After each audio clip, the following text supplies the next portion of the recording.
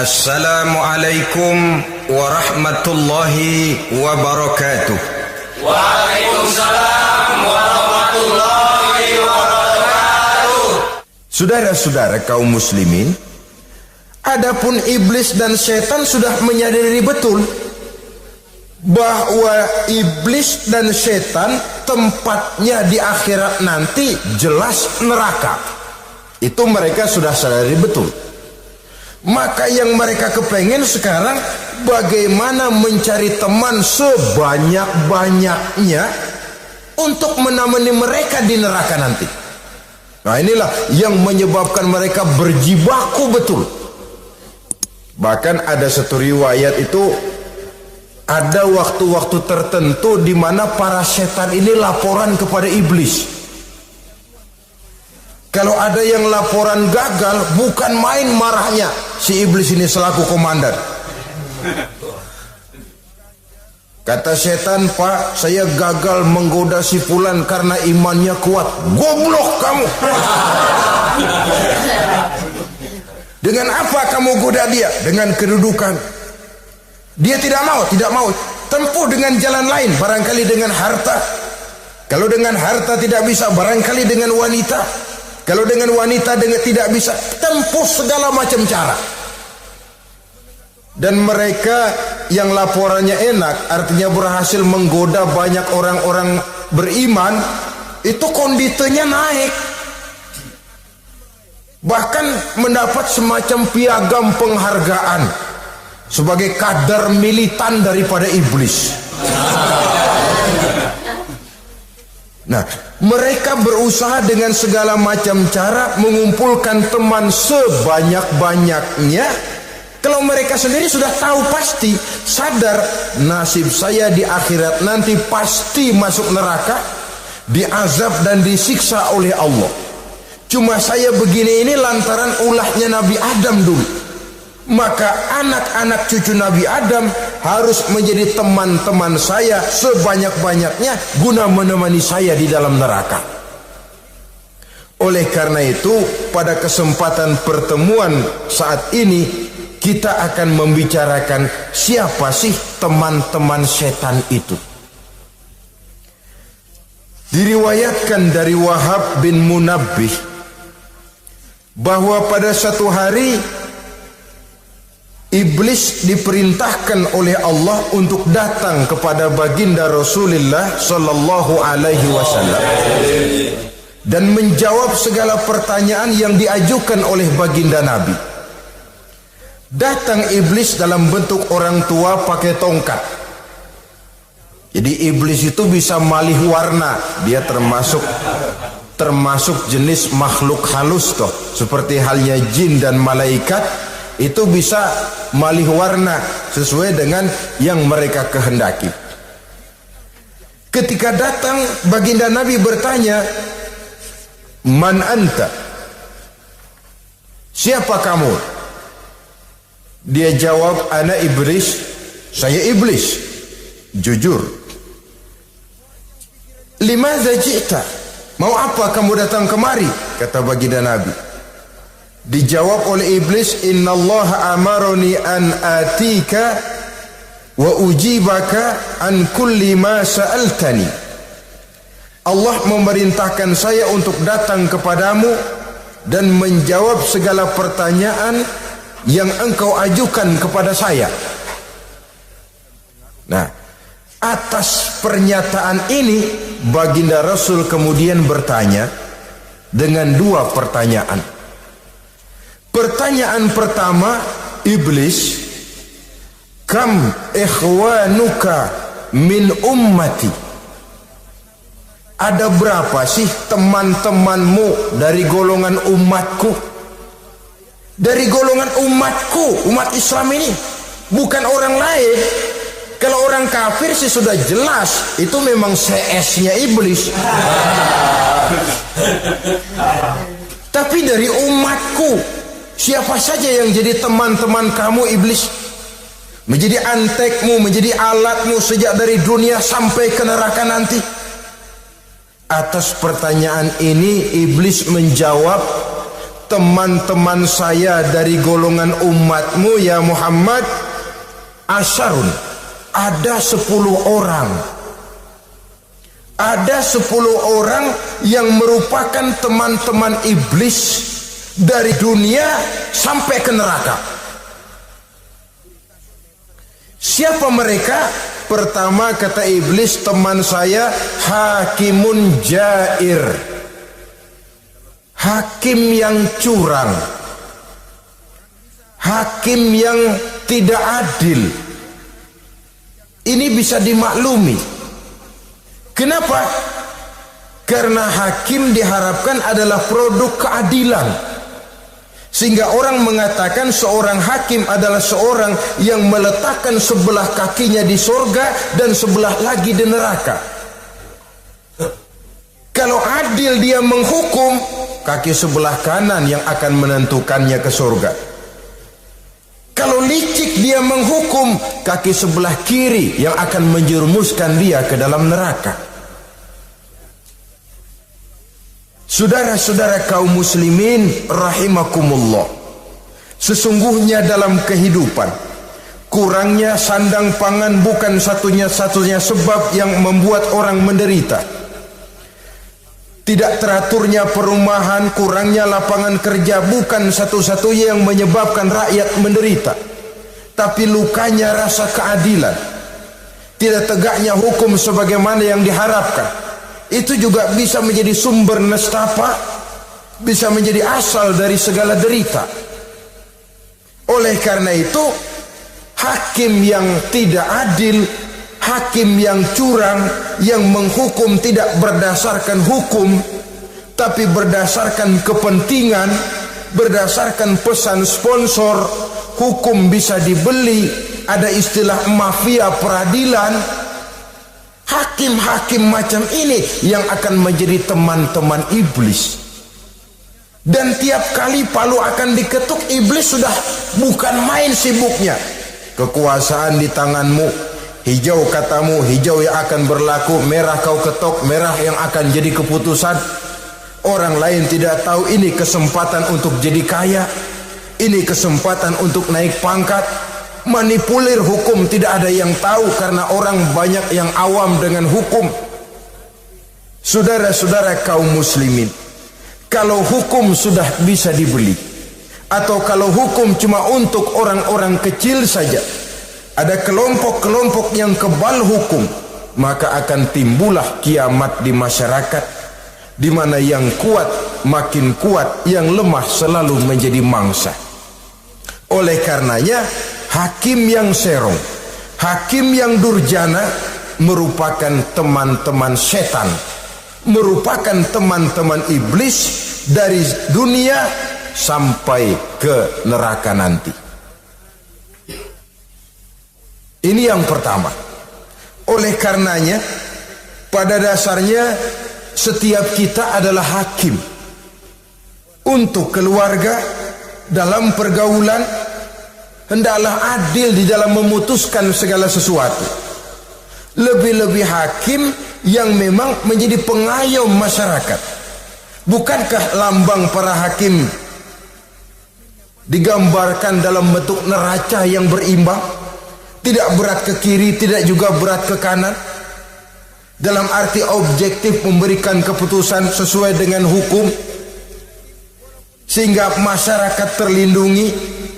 Dan hakim yang adil secara praktis adalah musuh daripada setan. Dimanapun setan dan iblis paling gak demen sama hakim yang adil. Itu merupakan musuh besar bagi setan, yang menyalahkan yang salah, membenarkan yang benar. Walaupun yang salah orang besar, yang benar orang kecil. Dan kita memang oleh baginda Nabi diajarkan satu doa, Allahumma arinal haqqa haqqa warzuqna tiba'ah. Ya Allah, perlihatkan kepada kami bahwa yang benar itu benar. Sebab sering kita lihat yang benar jadi tidak benar. Ini memerlukan kekuatan batin. Yang benar tampakkan kepada kami kebenarannya ya Allah. Sebab sekarang banyak ketidakbenaran yang dikamuflase. Banyak ketidakbenaran yang diberikan lipstick sehingga kelihatannya menjadi benar. Ini baik doa ini saya pikir dibaca oleh para hakim. Allahumma arinal haqqa haqqa. Ya Allah, perlihatkan kepada saya bahwa yang benar itu benar. Dan tidak cuma sekedar itu, warzuqni ittiba'ah. Berikan kekuatan kepada saya untuk mengikuti kebenaran itu. Sebab kadang-kadang terjadi juga dia tahu yang benar itu benar, tapi tidak punya keberanian moral untuk mengatakan bahwa itu benar. Dia tahu itu barang yang hak, tapi tidak terpanggil mengikuti yang hak, tidak punya kekuatan moral untuk mengikutinya. Lalu doa ini pun disambung, wa arinal batila batilan warzuqna ijtinabah. Wahai Allah, perlihatkan kepada kami bahwa yang batil adalah batil, bahwa yang salah adalah salah, bahwa yang munkar adalah munkar. Berikan kepada kami kekuatan untuk menjauhi yang munkar, yang batil, yang zalim. Saudara-saudara kaum muslimin rahimakumullah, kita sering mencaci kaum pelacur sebagai sampah masyarakat. Tapi sadarkah kita bahwa pelacuran di bidang hukum, pelacuran di bidang intelektual, kadang-kadang pelacuran di bidang agama, dalam arti menjual ayat untuk membela yang salah dan menekan yang benar, ini juga tidak kalah bahayanya dengan prostitusi, pelacur-pelacur yang kita anggap sebagai sampah daripada kehidupan masyarakat itu. Oleh karenanya, maka hakim yang adil merupakan musuh utama daripada iblis dan setan. Mereka akan sibuk sekali kalau seorang hakim sudah berketetapan untuk melahirkan keputusan hukum yang seadil-adilnya. Ini yang pertama, teman setan adalah hakim yang nyeleweng, yang tidak adil. Yang kedua, teman saya, kata iblis, ghaniyun mutakabbir, orang kaya yang sombong. Orang kaya sombong itu teman setan. Orang miskin sombong itu lebih teman lagi tuh. Sebab ini sudah kelewatan. Kalau orang kaya sombong barangkali masih lumayan lah, memang kaya. Tapi kalau sudah miskin sombong, minta ampun. Orang kaya yang sombong adalah musuh iblis. Sebab pada hakikatnya tidak ada yang kaya dalam kehidupan ini kalau sudah bercermin kepada apa sih yang kita punya. Nabi Sulaiman karena merasa menguasai antara masyrik dan maghrib, satu hari pernah mohon izin kepada Allah. Ya Allah, saya mohon izin kepadamu untuk memberikan makan kepada seluruh makhluk-makhlukmu sekedar satu hari saja. Baik, satu hari Nabi Sulaiman mau menjamin menanggung makannya semua makhluk karena merasa kaya. Baik, kata Allah. Lalu sibuklah Nabi Sulaiman mengadakan persiapan. Seluruh bala tentaranya, jin, binatang dikumpulkan, mengumpulkan makanan yang sebanyak-banyaknya, diatur di satu lapangan yang sangat luas. Sebab ini yang mau makan tentu tidak sedikit. Nah, sudah selesai persiapan, kata Allah, sudah selesai Sulaiman? Sudah, ya Allah. Nah, aku mulai dari makhlukku yang paling di bawah, ikan. Ikan nun dipanggil oleh Allah. Rezekimu hari ini mau ditanggung Sulaiman. Naik, makan. Naik ikan ini. Sekali makan seluruh persiapan habis. Goleng kepala Nabi Sulaiman, beliau sadar lalu sujud, maha kaya engkau ya Allah. Boro-boro nanggung makanan semua makhluk hidup sehari, ikan satu nggak keurusan. Ini baru sekali makan, bagaimana nambahnya? Jadi apa sih yang kita anggap kaya ini? Maka orang kaya yang sombong pada hakikatnya kacang yang lupa akan kulitnya. Tidak ada yang kita bawa pada saat kita terlahir ke alam ini, sebagaimana juga tidak ada yang kita bawa pada saat kita meninggalkan alam ini. Harta kita akan pindah nama. Sebab itu yang perlu kita jaga pada hakikatnya tidak lain nilai-nilai iman, sebab ini yang akan kita bawa. Cuma ironinya, karena iman itu abstrak, bukan benda, orang yang kehilangan iman tidak pernah ribut. Sebaliknya, karena harta itu materi, benda konkret, orang yang kehilangan harta cepat merasa, cepat ribut. Motor hilang, ribut. Kenapa? Motor itu benda, kelihatan. Duit hilang, ribut. Televisi hilang, ribut. Kenapa? Benda. Tapi kalau iman yang hilang, wah kelihatannya tenang-tenang saja, Pak.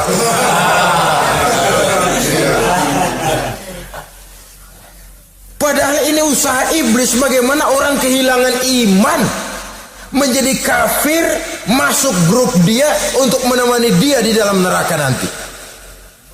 Dia gelincirkan iman kita, dan kita sering tanpa terasa telah mengalami pergeseran nilai-nilai iman, kalau tidak tergusur sama sekali. Cuma saya katakan tadi, oleh karena iman ini bukan benda, orang yang kehilangan iman kurang begitu merasa, padahal ini yang paling berharga. Sebab ini yang akan kita bawa menghadap Allah.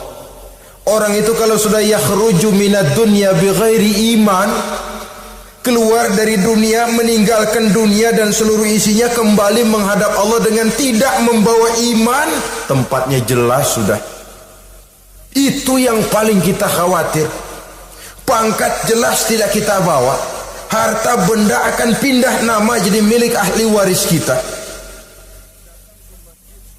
Tiba-tiba iman yang cuma satu itu tempat kita bergantung hilang juga dari diri kita. Dengan apa kita mau menghadap Allah? Dan kemalangan apa yang lebih besar dari orang-orang yang telah kehilangan iman pada saat dia menghadap Allah Subhanahu wa ta'ala.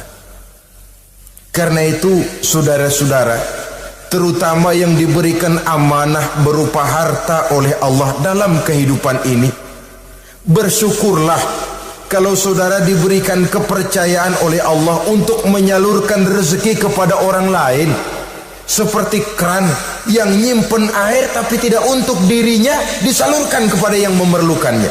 Rezeki dia cuma lewat tangan saya, rezeki dia cuma lewat tangan saya. Berbahagialah orang kalau dipercayai Allah untuk menyalurkan rezeki kepada orang lain. Artinya agen. Yang ditunjuk jadi agen Allah, kok nggak bangga? Kalau sudah kemari cara berpikir, insya Allah rasa bakhil bin pelit alias medit bin koret.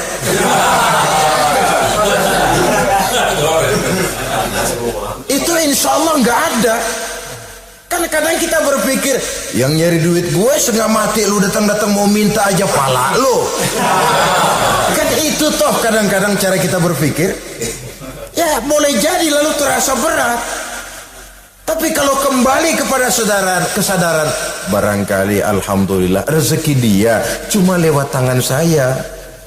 Kalau saya nggak ngasih dia, barangkali nggak semudah ini saya dapat rezeki. Allah mudahkan rezeki saya karena saya sering membantu orang-orang yang memang memerlukannya. Andai kata saya nggak membantu mereka, belum tentu rezeki selancar ini. Tidak lalu enak aja, peras keringat gua banting tulang, pergi pagi pulang sore, lu datang-datang nada aja. Berbahagialah orang jikalau sekali lagi dia dijadikan agen oleh Allah untuk menyalurkan rezeki kepada mereka yang memang memerlukannya. Kalau tidak ke arah itu kita berpikir, yang timbul bakhil. Bakhil lalu bermegah-megah dengan hartanya, timbul kesombongan. Senang lihat orang susah, lalu dia sendiri dengan hartanya cuma to show only, pameran.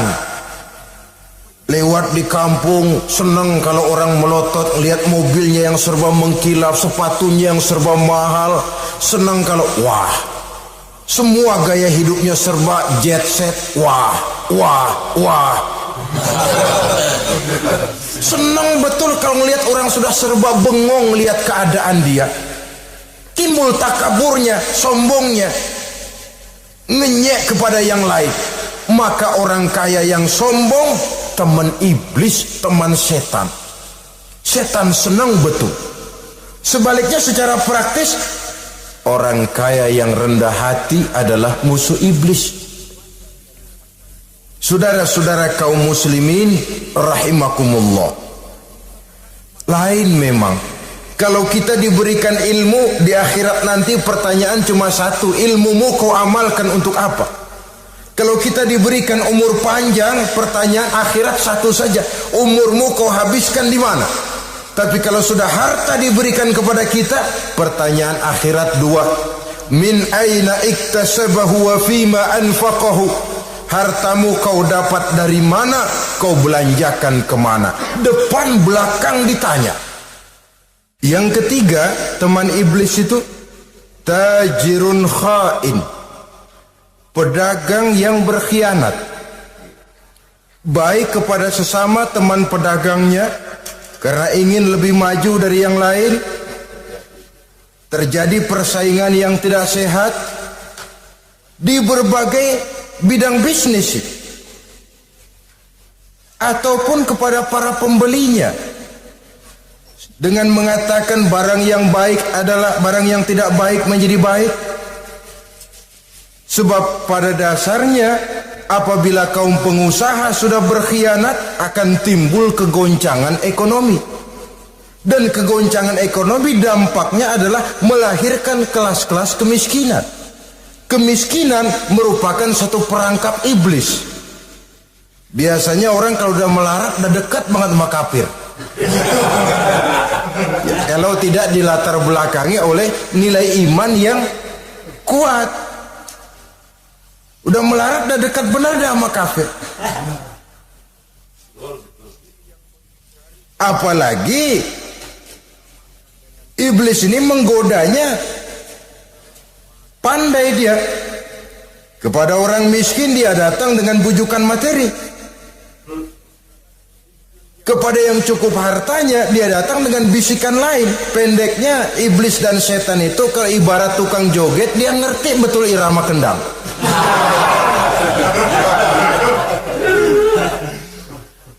Di mana kelemahan orang itu dia selidiki, dia pelajari, dari arah situ dia masuk. Dan secara strategi perang, iblis dan setan ini posisinya memang lebih menguntungkan daripada kita.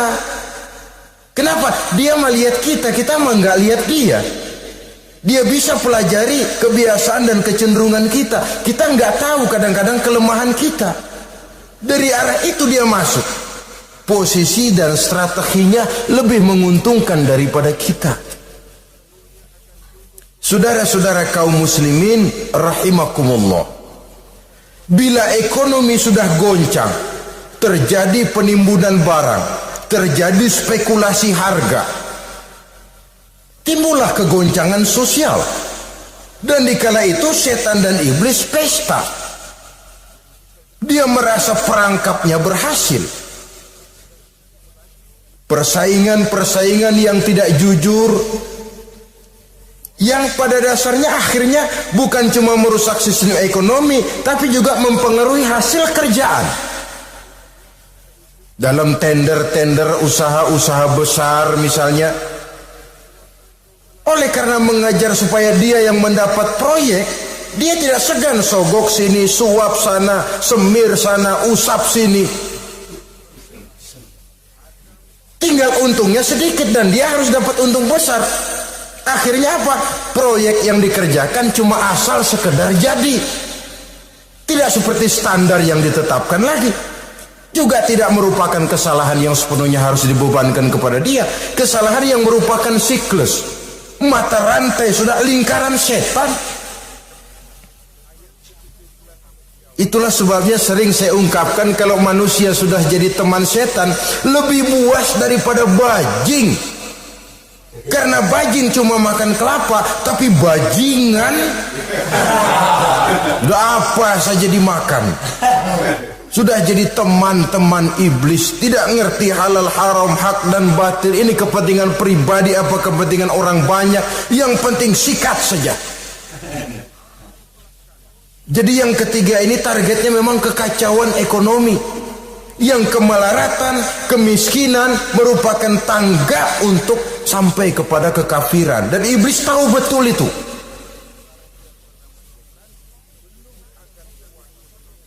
Lain misalnya contoh yang diberikan oleh Rasul kan pernah dagang di kala remaja itu, membawa dagangannya Siti Khadijah, kain.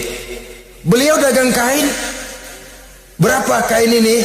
Oh, kalau ini saya ambil dari Ibu Khadijah 25 rupiah. Saudara mau beli saya berapa terserah, asal saya ada untungnya.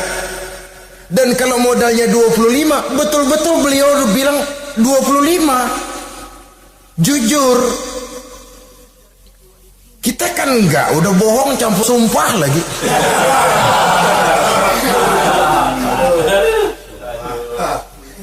Ini yang ketiga. Yang keempat, teman-teman setan, teman-teman iblis, syaribul khamr. Orang yang minum arak, pemabuk, itu teman setan. Bahkan divonis tidak beriman orang yang pada saat meninggal dunia di dalam perutnya itu masih ada khamr. Tidak beriman divonis. Jadi dalam satu pesta di mana disediakan minuman-minuman keras, iblis itu sudah masang perangkap. Dan bila minuman itu dihampiri orang, dia mulai senang, wajahnya berseri-seri. Kalau minuman dituang ke gelas, dia tepuk tangan. Bila minuman mulai mengalir ke tenggorokan, dia jijimprakan iblis. Girang bukan main.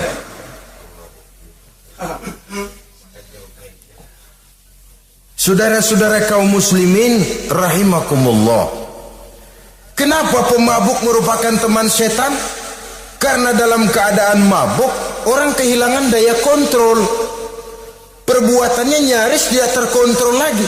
Tidak ada rahasia, tidak ada harga diri, tidak ada sifat memelihara. Dan itu ciri-ciri daripada iblis. Syaribul khamr, orang yang suka meminum minuman keras. Itulah sebabnya memang dalam hidup ini kita harus punya filter. Allah selalu menghendaki yang terbaik dan memilihkan yang terbaik untuk kita. Kalau sudah itu minuman yang baik kata Allah, itulah memang yang baik untuk kita. Kalau itu dilarang oleh Allah, itulah memang yang tidak baik untuk kita. Jadi kalau sudah qat'i dalilnya, gak usah buang energi menyelidiki apa manfaatnya. Kalau sudah qat'i dilarang, gak usah buang energi menyelidiki apa bahayanya khamr. Allah tidak akan melarang sesuatu yang mengandung manfaat. Yang dilarang Allah tentu yang membawa mudarat dan bahaya di dalam kehidupan. Bukankah sekarang ini minuman keras sudah merupakan penghias pesta? Merupakan kebanggaan di kalangan remaja? Termasuk dalam kata khamr ini ya morfin, ganja, narkotik, dan yang sejenis dengan itu. Orang sudah merasa bangga kalau sudah fly to the sky, membumbung ke angkasa, katanya dunia ini luas, lupa segala macam persoalan. Tapi sampai kapan? Sampai kapan orang merasa membumbung? Sampai kapan orang merasa bisa meninggalkan segala persoalan? sampai mabuknya selesai. Ya kalau gitu mabuk aja terus. Lalu apa artinya kehidupan ini? Mabuk kan gak ngerugiin orang lain. Kalau saya nyolong kan ngerugiin orang lain. Kalau saya korupsi ngerugiin orang lain. Kalau saya zina jelas ada orang lain yang dirugikan. Tapi minum khamar, siapa yang rugi? Uang saya. Saya beli dengan uang saya, yang minum pun saya. Siapa yang rugi? Saudara, ini pemikiran sepihak namanya. Pertama jelas merugikan diri sendiri. Kesehatan terganggu, pertumbuhan IQ, ya, daya pikir jadi jumud bin beku. Tidak ada idealisme ke arah depan. Yang ada ya, yang dipikirkan ya yang di depan hidungnya saja. Dan konon itu pada mulanya memang orang kan sifatnya cuma ingin tahu, nyobain, ketagihan. Ya kalau orang tuanya masuk golongan have, mampu. Kalau orang tuanya termasuk ekonomi lemah, sedangkan kecanduan hal yang tidak bisa ditangguhkan. Orang yang sudah kecanduan minuman keras, sekali dia tidak minum, sudah bukan main rasanya. Orang yang sudah biasa minum ganja, morfin, narkotik, satu kali dia tidak bertemu itu sudah nggak keruan rasa. Orang tuanya tidak mampu, kenapa lalu nggak ngelamun yang negatif?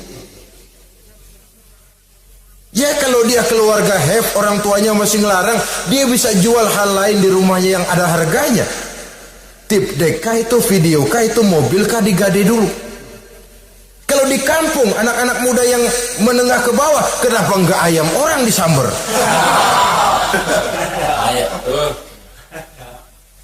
Terjadilah perbuatan negatif yang akhirnya merembet kepada merugikan orang lain. Hakikatnya zahirnya memang pada mulanya hanya merugikan diri sendiri, tapi lambat laun akan merembet juga kepada merugikan orang lain. Oleh karena itu pantas kalau dalam perjalanan Mi'raj begitu hendak start dari Masjidil Aqsa menghadap Allah, kepada baginda Nabi disodorkan 2 gelas minuman, segelas susu dan segelas arak. Muhammad, kau ambil salah satu minuman itu, kau minum. Mantap. Nabi mengambil gelas yang isinya susu lalu beliau minum. Selesai minum kata Jibril, "Shaddaqta ya Muhammad, laqad asabtal haq." Kamu benar Muhammad, pilihanmu tepat. Kenapa? Untung saja susu yang kamu minum. Kalau arak yang kamu ambil, kamu pilih dan kamu minum, pasti umatmu bakal pada jadi umat teler semua nanti. Wong Nabi milih susu saja umatnya masih banyak yang teler. Apalagi kalau beliau memilih khamar waktu itu. Tapi ini sekedar simbol bahwa begitulah kita dalam hidup. Saudara, kalau di depan kita ditaruh segelas jamu, segelas sirup, kira-kira pilih mana? Jamu. Sirup apa jamu? Jamu. Orang yang berpikir panjang ke depan, dia bakal pilih jamu. Memang pahit, getir, nggak enak, tapi besok pagi badan enteng, kerja semangat, berpikir cerdas, gairah ada. Orang yang pikirannya pendek, ngapain jamu getir nih, sirup nih, manis ini. Dia minum, bukan main manisnya, besok pagi bibir pada jontor. Begitulah dalam kehidupan ini. Maka hendaknya kita berusaha dengan sekuat kemampuan untuk menghindarkan diri dari minuman keras dan pengaruh-pengaruhnya. Yang kelima, teman iblis itu al-qattat, tukang-tukang fitnah. Itu suling iblis itu, trompet setan. Sebab apa? Benar kalau Quran mengatakan, Nabi mengatakan al-fitnatu asyaddu minal qatli. Fitnah lebih bahaya dari pembunuhan. Sebab apa? Pembunuhan membunuh orang secara langsung. Fitnah membunuh orang pelan-pelan. Kalau mati mau mendingan cepat daripada pelan-pelan. Pelan-pelan mati, cepat mati, enakan cepat, nggak ngerasain sakit. Fitnah membunuh orang pelan-pelan. Nama baik orang hancur, dicoreng-moreng di tengah masyarakat. Maka tukang-tukang fitnah, teman-teman setan dari dunia sampai ke neraka nanti. Karena fitnah lebih bahaya daripada pembunuhan. Mengada-ada yang tidak ada diada-adakan, fitnah. Melebih-lebih, berita semeter jadi 3 meter, yang 2 meter. Ya kalau positif, kalau negatif, fitnah. Memang orang bilang kalau kita nitip duit jangan harap lebih, kurang bisa. Tapi kalau nitip omongan jangan harap kurang, pas saja sudah untung itu. Biasanya lebih, namanya omongan. 1 meter jadi 2 meter, 2 meter jadi 3 meter. Itu sifat dari yang namanya omongan. Kita kirim uang, udah gak bakalan lebih dah. Ini nitip uang sama saya 50.000, tambahin 10.000, langka yang berpikir begitu. Kurang malah bisa, enak aja nitip. Gue kan kemarin pakai ongkos. Itu mah transport misalnya. Tapi kalau sudah nitip omongan, pas saja sudah untung loh. Biasanya malah lebih. Fitnah pernah melanda Nabi Zakaria. Fitnah pernah melanda Habil dan Qabil. Fitnah pernah melanda Nabi Ibrahim. Fitnah bahkan pernah melanda kehidupan baginda Rasulullah sallallahu alaihi wasallam. Dalam peristiwa yang lazim kita kenal dengan hadisul ifki, bagaimana gosip pun sempat mengguncang rumah tangga kehidupan baginda Nabi. Sehingga pantas kalau beliau sendiri mengatakan al-fitnatu asyaddu minal qatl. Fitnah itu lebih bahaya daripada pembunuhan, karena fitnah membunuh orang secara pelan-pelan. Saudara-saudara kaum muslimin rahimakumullah, lidah tidak bertulang. Sohirul jirmi azimul jurmi, kecil bentuknya tapi besar akibatnya. Kalau kita luka karena silet 2-3 hari boleh sembuh, tapi luka karena lidah seumur hidup kita ingat. Asal lihat orangnya ingat, nih dia nih yang ngomong kagak enak banget, gua tandain dah.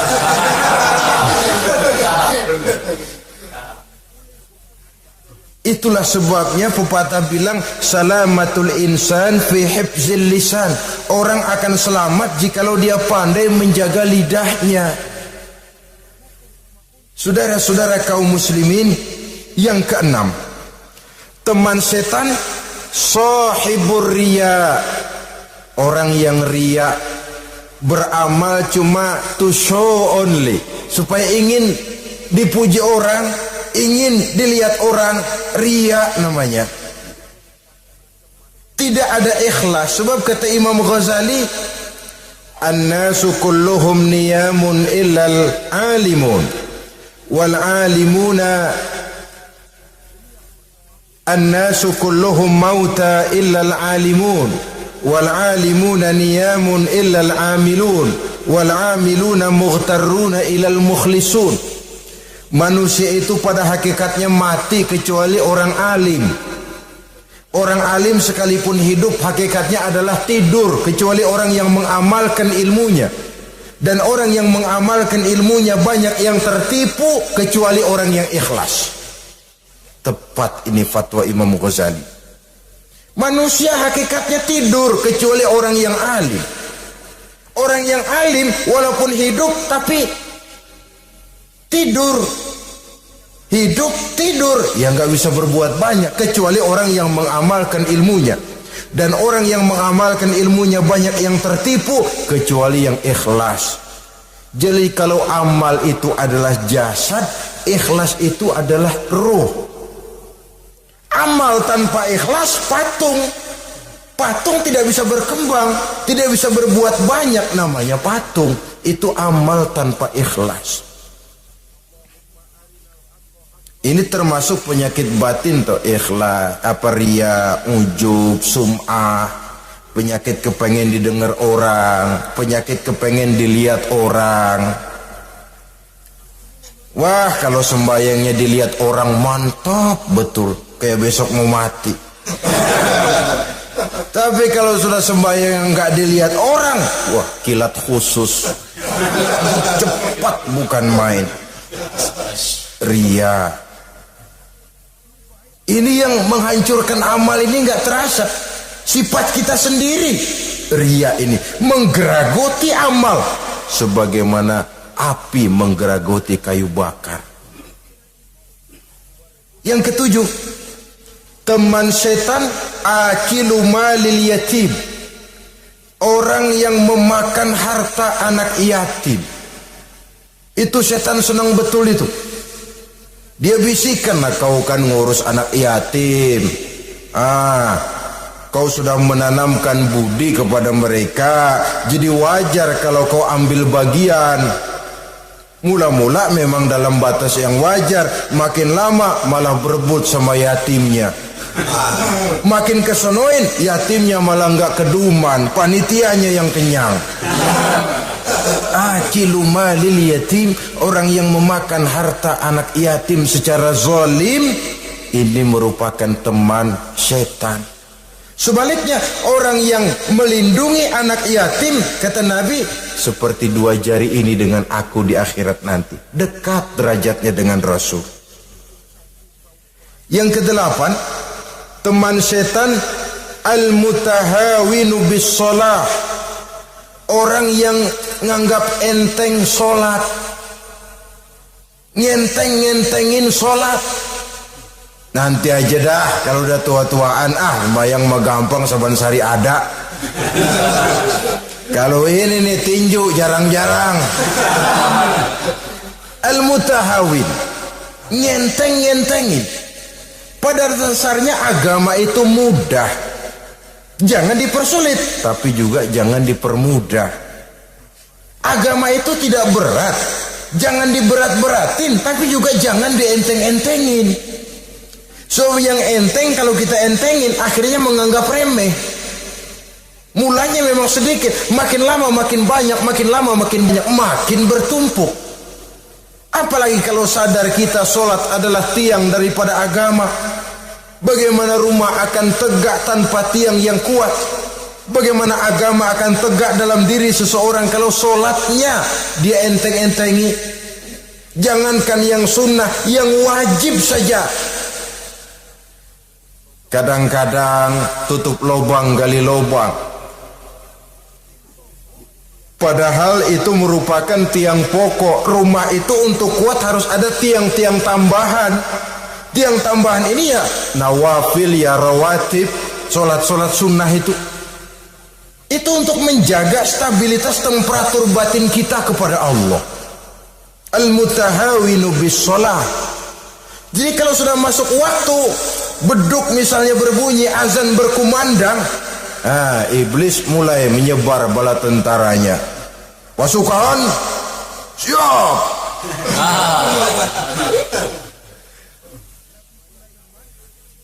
Kama yang dagang dia bisikin, sedang enaknya lo dagang, beli lagi banyak-banyak, sembahyang mah ada besok. Sama yang kerja, jangan ditinggal, ini kerjaan tanggung, sembahyang masih ada besok. Saudara-saudara kaum muslimin rahimakumullah, andai kata kita berhasil, kita tinggalkan kesibukan, lalu kita pergi sholat, apa iblis diam? Setan tenang? Tidak, masih dia bisiki kita.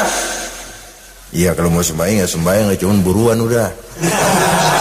Nah, yang mau belanja, yang menunggu, bukan main. Sampai ruku kita tidak sempurna, bacaan kita semrawut, sujud kita tidak lengkap, sholat juga, tapi disitulah masuk iblis. Atau kalau itu kita berhasil cegah, ruku tertib, ada tumakninah, sujud bagus, iblis masuk lagi. Wah, memang sembahyang kamu mantap, orang lain gak ada yang sembahyang kayak kamu. Yang timbul apa? Ujub, sombong kepada diri sendiri. Begitu rapi sembahyang, lo ya pada kagak sembahyang, apaan lo? Gua nih Itu sudah perangkap iblis. Jadi lewat segala macam cara dan jalan, kepada yang ibadahnya bagus ditanamkan rasa ujub, kepada yang mau berusaha bagus ditanamkan sifat was-was, buru-buru.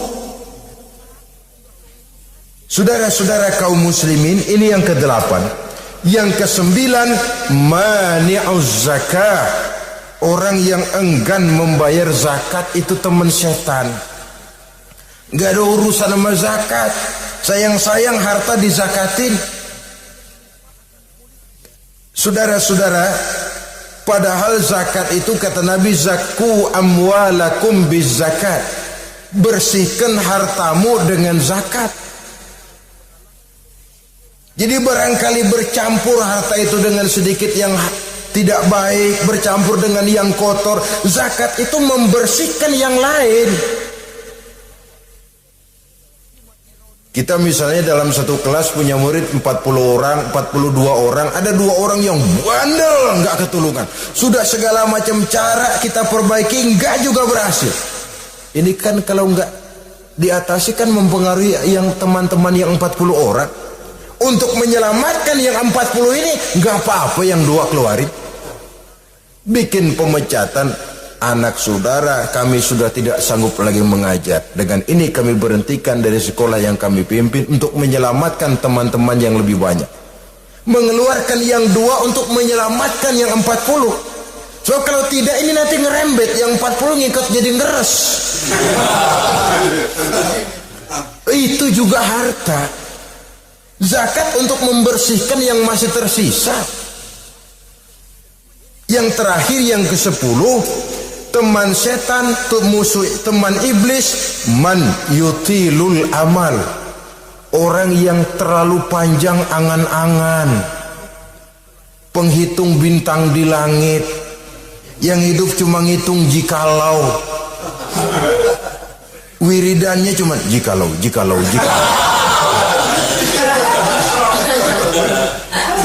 Tidak pernah mau berbuat, cuma angan-angan kelewat panjang. Yang ngelamun kan nggak ada sekolahan, ya siapa juga bisa ngelamun. Orang bukan tidak boleh bercita-cita, bahkan cita-cita yang mendorong kita untuk bergairah dalam kehidupan. Tapi kalau cita-cita tanpa langkah konkret, yang penting kan punya kemauan, lebihnya tawakal, nggak cukup. Pernah datang ke masjid seorang sahabat. Begitu sampai dia turun dari onta, langsung menghadap baginda Nabi. Nabi tanya, ontamu udah diikat belum? Belum ya Rasul. Kenapa? Saya tawakal kepada Allah. Tuh orang diomelin sama Nabi. Ikat dulu, habis gitu baru tawakal. Betul toh.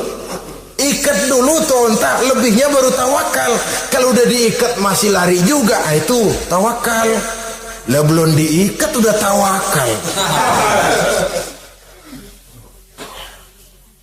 Orang yang terlalu panjang angan-angan, yang akhirnya kalau tidak merusak cara berpikirnya, akan mendorong dia kepada perbuatan yang negatif untuk mewujudkan angan-angannya itu. Macam misalnya ya, pakaian kepengen bagus, harta mau banyak, usaha ogah, kerja capek sedikit tidak mau, kepengen seperti orang-orang, lalu ngelamun. Kalau tidak jadi gila, ya merusak perbuatannya. Kan berapa banyak orang yang kepengen kaya gagal lalu jadi sableng. Kertas koran ditumpukin, dikantongin, dia kira gepokan duit. Hawanya duit udah banyak aja. Tulul amal, terlalu panjang angan-angan. Nah, saudara-saudara, kalau kita sudah tahu itulah teman-teman setan, teman-teman iblis, mari kita berusaha jangan termasuk salah satu di antara 10 orang yang menjadi teman-teman iblis ini. Lalu cara untuk mengatasinya bagaimana? Imam Al-Ghazali rahimahullah memberikan tuntunan. Pertama, untuk mengatasi perangkap setan, jangan sampai kita termasuk salah satu teman setan, zikrullah. Banyak ingat kepada Allah.